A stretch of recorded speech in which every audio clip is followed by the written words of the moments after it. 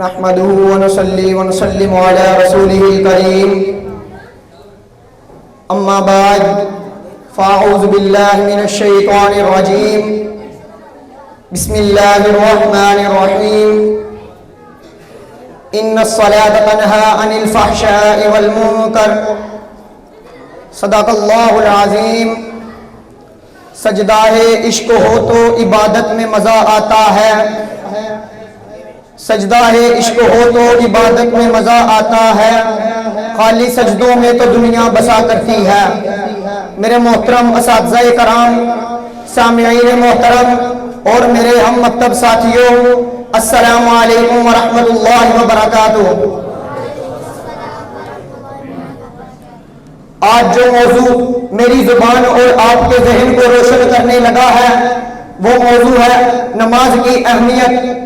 دین اسلام میں نماز پر جو اہمیت دی گئی، نماز اللہ تعالیٰ سے تعلق قائم کرنے کا سبب ہے، اور دین اسلام میں نماز بہت اہم رکن ہے، خدا تعالیٰ سے تعلق قائم کرنے کا سبب ہے۔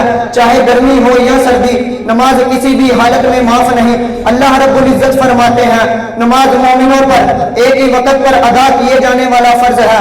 قرآن مجید میں سب سے زیادہ حکم جو انسان کو دیا گیا وہ نماز کا ہے، جس میں کسی فرقہ، کسی گروہ یا کسی جماعت کو مخاطب نہیں کیا گیا، بلکہ فرمایا گیا یا ایھا الناس اعبدوا ربکم الذی خلقکم، اے لوگوں اپنے رب کی عبادت کرو جس نے تمہیں پیدا کیا۔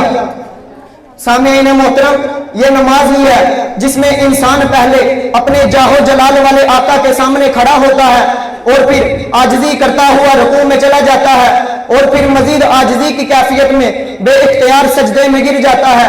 عزیز ساتھیوں، اللہ رب العزت نے ایمان والوں کی بنیادی شرط ہی نماز کو قرار دیا ہے، اور بے شک نماز بے حیائی اور برائی سے روکتی ہے، اور جنت میں جانے کا ذریعہ نماز ہے۔ اور نماز نہ پڑھنے والے لوگوں کو بہت سخت آیت سنائی گئی کہ ان کے لیے دوزخ کی آگ ہوگی اور ان کو ابلتا ہوا پانی پیش کیا جائے گا۔ سامعین محترم، میرے پیارے نبی حضرت محمد مصطفیٰ صلی اللہ علیہ وسلم نے بھی نماز ادا کرنے پر بہت تلقین فرمائی ہے۔ آپ صلی اللہ علیہ وسلم کا ذاتی طور پر نماز سے محبت کا یہ عالم تھا کہ آپ صلی اللہ علیہ وسلم نے فرمایا میری آنکھوں کی ٹھنڈک نماز ہے۔ یہ نماز ہے جس سے انسان کے گناہ جڑ جاتے ہیں اور انسان خدا تعالیٰ کو دیکھ لیتا ہے۔ حضرت محمد صلی اللہ علیہ وسلم کے زمانے کے بعد دین حق کے ماننے والوں نے جب تک نماز کی اہمیت کو سمجھا اور نماز ادا کرتے رہے تو نماز کے برکات سے انہوں نے ہندوستان سے اسپین تک دین حق کے جھنڈے گاڑ دیے، مگر جیسے جیسے نماز کی اہمیت کو بھلا دیا گیا ایسے ہی خدا تعالیٰ اور دین حق سے دور ہوتے چلے گئے۔ منکر و فحشاء سے انسان کو بچاتی ہے نماز، منکر و فحشاء سے انسان کو بچاتی ہے نماز، رحمتیں برکتیں ہمراہ لاتی ہے نماز۔ بس ہمیں چاہیے کہ اپنی نمازوں کو قائم کرنے والے ہوں، کوئی مصیبت، کوئی مشکل، کوئی زلزلہ ہماری نمازوں کو گرا نہ سکے۔ اگر ہمیں حقیقی رنگ میں اللہ کا شکر گزار بننا ہے تو اپنی نمازوں کے قیام کی طرف خاص توجہ دینے کی بہت ضرورت ہے۔ خدا تعالی ہمیں اس کی توفیق عطا فرمائے، آمین۔ میں اپنی تقریر کا اختتام اس شعر سے کرتا ہوں۔